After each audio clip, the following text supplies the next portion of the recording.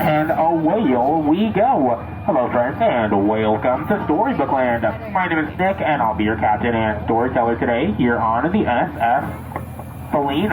Now before we get started, please remember to remain seated and keep your hands on feet, legs, and fingers inside the boat. Parents, please supervise your children. And children, please supervise your parents as we enter Monstro the Whale. Much. Uh-oh. This is not a good start. Now, of course, this is Monstro, the very same whale that swallowed Pinocchio. But don't worry, we are not getting eaten. Instead, Monstro's using some whaley good magic to transport us to a wonderful world called Storybook Land. Really cute. All Pinocchio.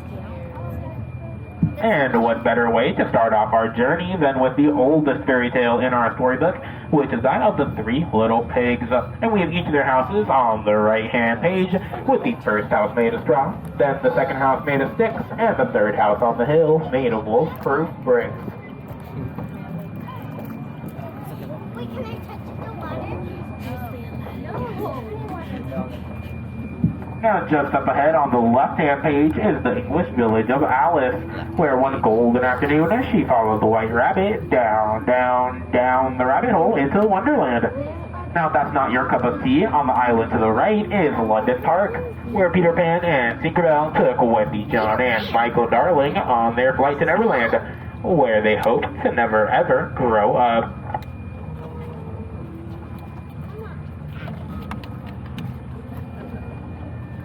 Now, one jump ahead is Agrabah, where the three-eyed Aladdin met the beautiful Princess Jasmine, and with the help of the genie, of course, they fell in love and now live happily atop Sultan's palace, where they were married by the Sultan himself.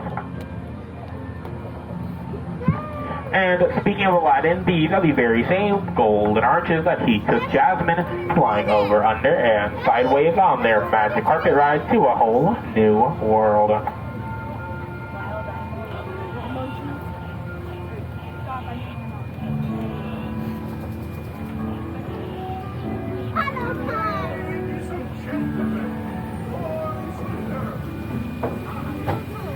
Now, just up ahead is the Cave of Wonders, home to the genie, where it is said that if you free him from his magic lamp, he'll grant you 3 magic wishes. Let's all make a wish in the cave and see if it comes true.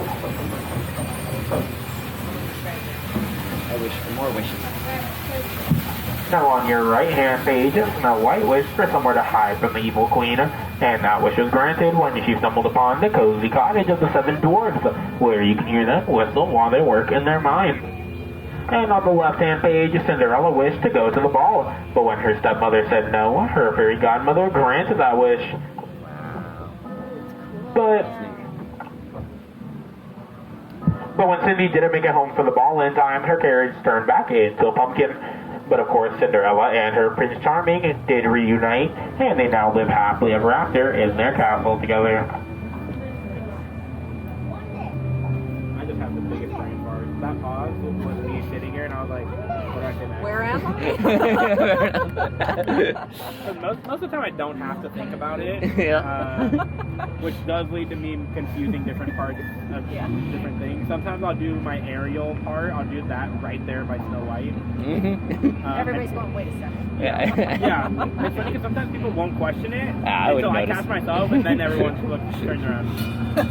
You can tell us anything, In we case believe any of you you. guys are wondering what it's like to work on this ride, any of like the like areas with like a song or anything, I can't watch those movies anymore because I would like physically flinch like hearing that part of the song. Mainly the Frozen part is the most sad. I can't Yeah. I feel like we're eating a candy shop and sampling it all the time. Yeah. You just smell it, you're just like, no.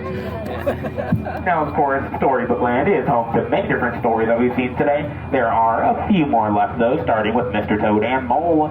Though it looks like they're already home for the day, they must be preparing for their next wild ride to nowhere in particular.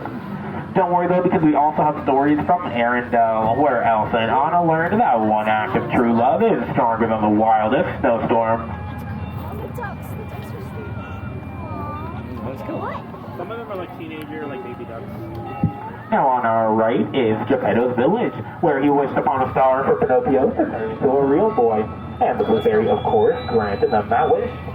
Also on the left is Oaken's cabin, where you can sometimes hear him call out to customers. His big summer blowout just started, so.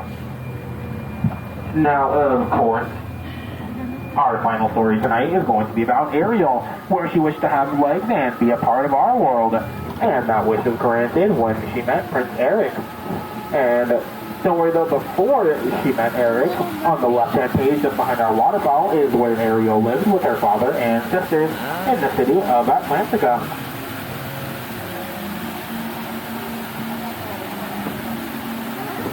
Now we go on the Pinocchio ride and the Mr. Toad's Wild Ride. Okay. There's like a little gap in the water when I put my point against it, I put through that gap in the waterfall a little better. Neat.